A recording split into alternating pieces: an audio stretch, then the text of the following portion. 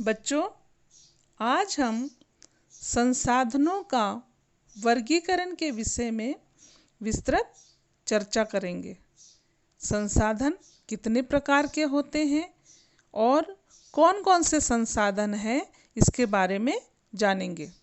सबसे पहले जानते हैं स्वामित्व के आधार पर संसाधन। स्वामित्व के आधार पर संसाधन में सबसे पहले आता है व्यक्तिगत संसाधन। किसी व्यक्ति की संपत्ति, स्वास्थ्य, दक्षता व्यक्तिगत संसाधन के अंतर्गत आता है। इसके पश्चात राष्ट्रीय संसाधन। राष्ट्र की संपदा, सैन्य शक्ति, नागरिकों की देशभक्ति आदि राष्ट्रीय संसाधन के अंतर्गत आता है। इसके पश्चात पढ़ते हैं विश्व संसाधन। मानव मात्र की समृद्धि व कल्याण के लिए संसार की भौतिक और अभौतिक वस्तुएं विश्व संसाधन कहलाती है। इसके पश्चात पढ़ते हैं कि पुनः पूर्ति के आधार पर संसाधन कौन कौन से हैं।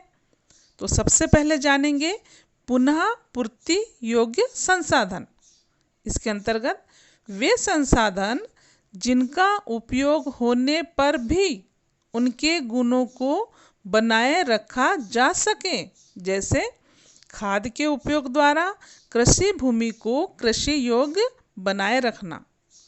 यह पुनः पूर्ति योग्य संसाधन के अंतर्गत आता है। इसके पश्चात पढ़ते हैं एक बार उपयोगी संसाधन। वे संसाधन जो एक बार उपयोग होने के बाद समाप्त हो जाते हैं, जैसे कोयला और पेट्रोल। इसके पश्चात बारंबार प्रयोग वाले संसाधन कौन कौन से हैं, वे जानते हैं कि वे संसाधन जिनका उपयोग एक बार होने के बाद भी आवश्यक संशोधन के साथ पुनः उपयोग में लिया जाता है, जैसे लोहा और तांबा। यह बार बार प्रयोग होने वाले संसाधन के अंतर्गत आता है। इसके पश्चात पढ़ते हैं सनातन प्राकृतिक संसाधन। ऐसे संसाधन जो उपयोग होने पर भी नष्ट नहीं होते, जैसे सौर ऊर्जा और जल। ये सनातन प्राकृतिक संसाधन के अंतर्गत आता है। इसके पश्चात पढ़ते हैं वितरण के आधार पर संसाधन। वितरण के आधार पर संसाधन में सबसे पहले है सर्वसुलभ संसाधन। जो संसाधन सभी जगहों पर उपलब्ध है, जैसे वायु, यह सर्वसुलभ संसाधन के अंतर्गत आता है। इसके पश्चात सामान्य सुलभ संसाधन। जो संसाधन अधिकतर सभी स्थानों पर उपलब्ध होते हैं, वे सामान्य सुलभ संसाधन कहलाते हैं, जैसे मिट्टी और कृषि योग्य भूमि। इसके पश्चात विरल संसाधन क्या होते हैं, उसके बारे में जानते हैं कि जो संसाधन सीमित स्थानों पर उपलब्ध है, वे विरल संसाधन के अंतर्गत आता है, जैसे कोयला और सोना। यह विरल संसाधन है। इसके पश्चात एकल संसाधन।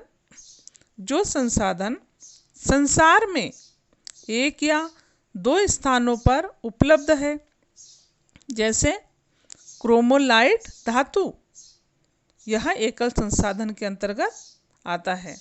इसके पश्चात प्रयोग के आधार पर वर्गीकरण देखते हैं कि इसके अंतर्गत क्या है। इसके अंतर्गत सबसे पहले आता है अप्रयुक्त संसाधन।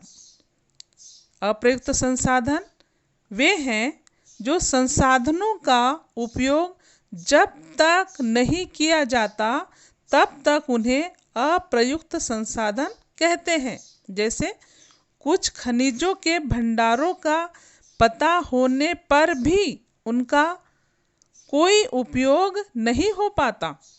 यह अप्रयुक्त संसाधन के अंतर्गत आता है। इसके पश्चात अप्रयोजनीय संसाधन। अप्रयोजनीय संसाधन वर्तमान में उपलब्ध तकनीक के बल पर जिन संसाधनों का उपयोग निकट भविष्य में नहीं हो सकता उसे अप्रयोजनीय संसाधन कहते हैं। इसके पश्चात पढ़ते हैं कि संभाव्य संसाधन किसे कहते हैं। संभाव्य संसाधन में जिन संसाधनों का ज्ञान होने पर भी तकनीकी या योजना के अभाव में अभी तक संभाव्य संसाधनों का किसी का भी उपयोग नहीं हो पा रहा है, किंतु भविष्य में उपयोग की संभावना है।